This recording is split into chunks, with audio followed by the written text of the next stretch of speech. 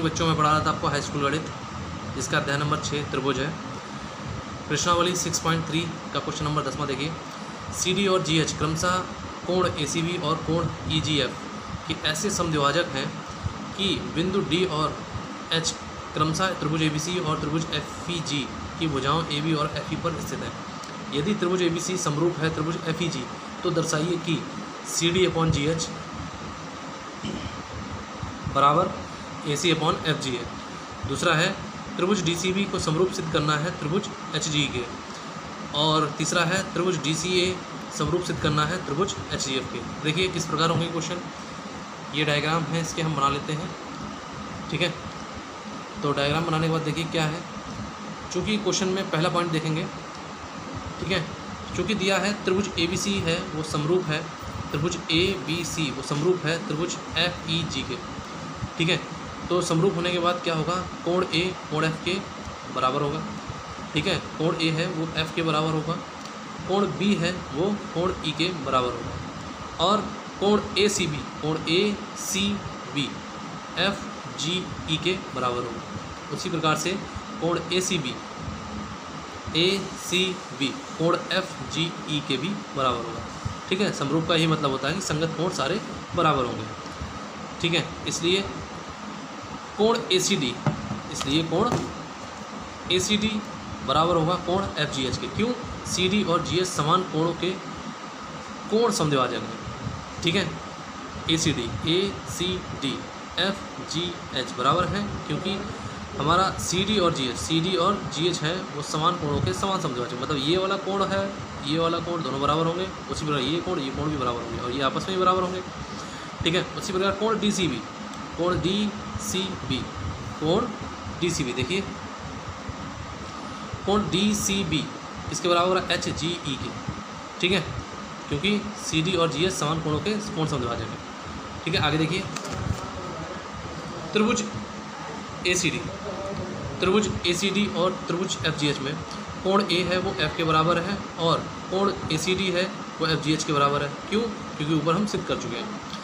इसलिए क्या हो जाएगा, त्रिभुज ACD और त्रिभुज FGH डबल A मतलब कोण समरूपता कसौटी से सिद्ध हो गया कि ये दोनों समरूप हैं, और जब समरूप हैं तो उनकी भुजाओं का जो अनुपात होगा, संगत भुजाओं का जो अनुपात होगा वो भी बराबर होगा। ठीक है, उसी प्रकार दूसरा क्वेश्चन देखिए। दूसरे क्वेश्चन के लिए हम क्या करते हैं, त्रिभुज DCB और त्रिभुज HG में देखिए कि कोण DCB बराबर है कोण HG के। क्यों? क्योंकि ऊपर सिद्ध है। कोण B बराबर कोण E क्योंकि ऊपर सिद्ध है। जब दो कोण आपस में सिद्ध हो गए बराबर तो डबल A समरूपता कसौटी से हमारे दोनों त्रिभुज कैसे समरूप सिद्ध हो जाएंगे। आगे का थर्ड क्वेश्चन देखिए, इसी का थर्ड है त्रिभुज DCA और त्रिभुज HGF में कि कोण ACD बराबर है कोण FGH के, क्योंकि ऊपर हम सिद्ध कर चुके हैं, और कोण A है वो F के बराबर क्योंकि ऊपर हम सिद्ध कर चुके हैं। तो डबल कोण बराबर है, ये समरूपता कसौटी से हमारे ये दोनों त्रिभुज हैं वो समरूप सिद्ध हो जाते हैं। ठीक है, कोण समरूपता कसौटी से, एंगल समरूपता कसौटी से ये दोनों समरूप सिद्ध हो जाते हैं। अगला क्वेश्चन देखिए, क्या है हमारा। अगला क्वेश्चन है कि प्रश्न 11वां है कि आकृति में AB बराबर AC है। ठीक है, AB बराबर AC वाले एक समद्विबाहु, क्योंकि AB दो भुजाएं बराबर हैं तो समद्विबाहु हो गया। त्रिभुज ABC की बढ़ाई गई भुजा CB पर स्थित E एक बिंदु है यदि AD लंब है BC पर, और EF लंब है AC पर, तो सिद्ध कीजिए कि त्रिभुज ABD और त्रिभुज ECF होंगे वो समरूप होंगे। कैसे होंगे? समरूप त्रिभुज होंगे हमारे। ठीक है, तो देखिए कैसे करेंगे इस क्वेश्चन को, चित्र आपको दिया हुआ है। ठीक है, तो साफ साफ दिया है कि त्रिभुज ABC एक समद्विबाहु त्रिभुज है। समद्विबाहु मतलब दो भुजाएं हैं बराबर हैं, इसलिए AB बराबर AC होगा क्योंकि दिया हुआ है AB बराबर AC। उसी प्रकार से जब भुजाएं उनकी बराबर होंगी तो उनके संगत कोण भी बराबर होंगे। कोण ABD बराबर कोण ECF। ठीक है, दोनों बराबर होंगे। अब त्रिभुज ABD और त्रिभुज ECF में देखिए, त्रिभुज ABD और त्रिभुज ECF में देखिए कि कोण ADB हमारा कोण ADB ये कोण और कोण EFC दोनों के दोनों 90 डिग्री के हैं, ये भी 90 डिग्री का ये भी 90 डिग्री का, तो दोनों 90 डिग्री के हैं, दोनों बराबर होंगे। ठीक है, और कोण ABD बराबर होगा कोण ECF के। ठीक है, ये वाला कोण बराबर होगा। क्यों? क्योंकि हम पहले सिद्ध कर चुके हैं, ऊपर ही देखिए, ऊपर ही सिद्ध कर चुके हैं, जब भुजाएं बराबर थी उनके संगत कोण भी बराबर थे। ठीक है, तो हमारा ये भी, तो डबल